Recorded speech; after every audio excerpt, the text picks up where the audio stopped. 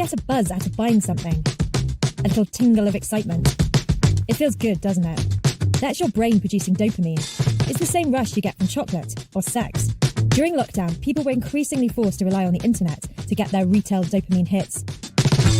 In fact, over $4 trillion was spent buying stuff online in 2020, almost a third more than the year before. Shopping is going through a radical shift right now, and the pandemic has sped it up. Retailers have been forced to adapt and innovate. Driving this revolution? You. Or to be more specific, your data. Here's how. If you went shopping in the 16th century, you'd get personalised service. So, for example, if you wanted to buy your suit of armour, you would go to an armourer who would knock it up to your specifications. But bespoke services came with a premium price tag. Then came the Industrial Revolution, with its big factories, assembly lines, and automation. Mass production made goods cheaper, but a lot less personalised. And distribution was tricky. Products had to be taken from factories to what was essentially a small warehouse near where the customers lived.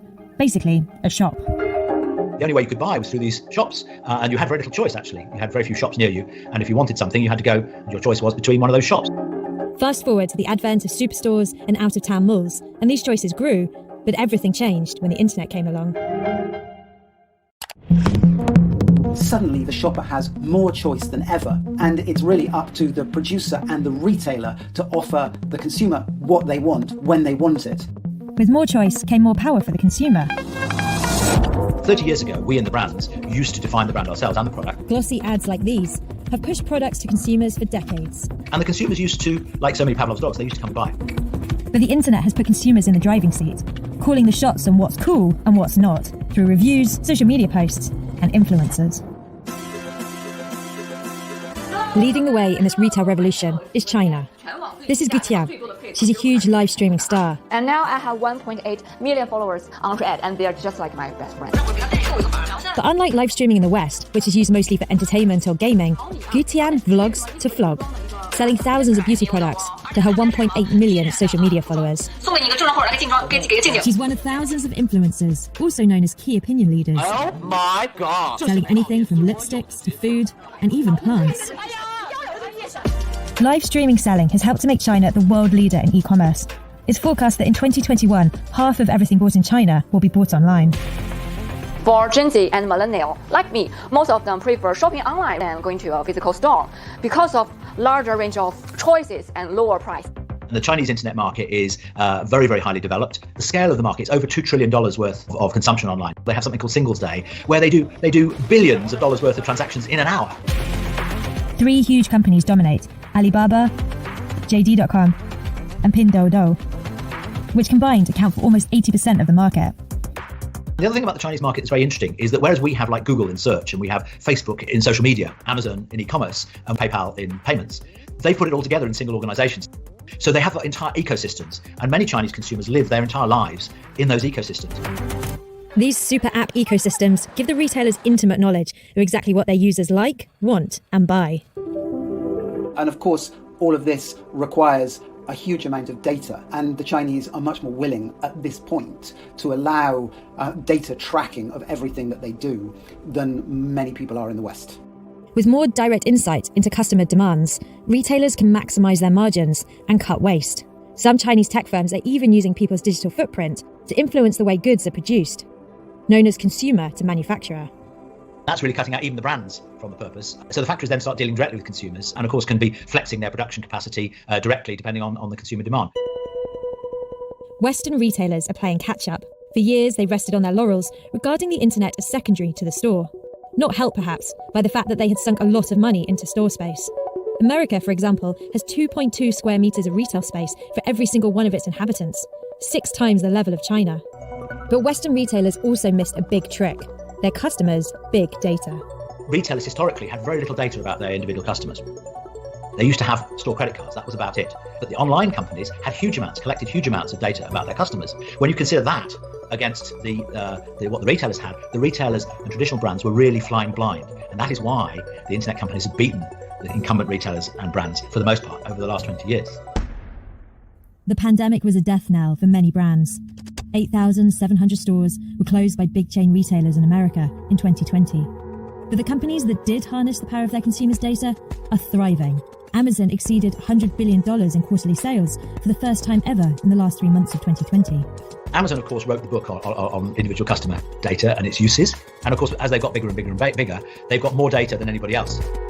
With its established logistical system and smooth purchasing process, Amazon may seem a useful online platform for brands to peddle their wares. But though Amazon passes on the sale to the brand, it doesn't pass on much of the customer's data, which means companies know very little about who is buying their products. So some brands are cutting the Amazon cord to focus on what's known as direct-to-consumer selling, such as Nike.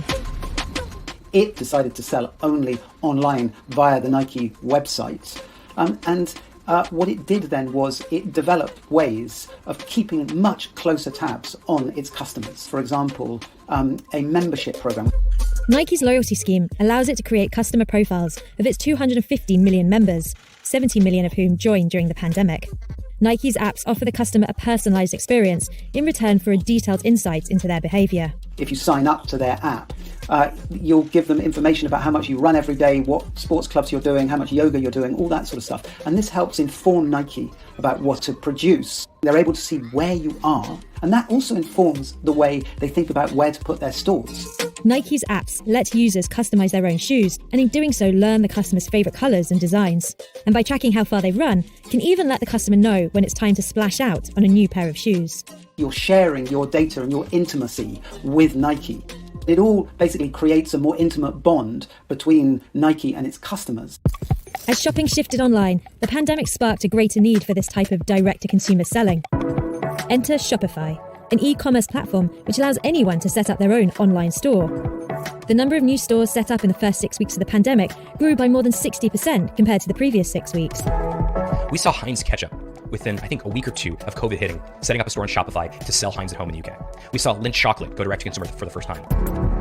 Inspired by the Chinese model, Shopify aims to create an ecosystem which integrates e-commerce with social media. Because what we're trying to do is simplify all of it. We just want to make it an easy thing to do to have one centralized inventory and figure out which products should get pushed where. And if you're seeing traffic at your online store coming from Pinterest, we're going to tell you should activate the Pinterest channel and you should push product directly to Pinterest to better engage with that audience. But I think we're just at the early stages of social commerce, and I think people are beginning to understand that there's a real opportunity here, not just to meet new brands, connect with new brands, but also to buy from those brands.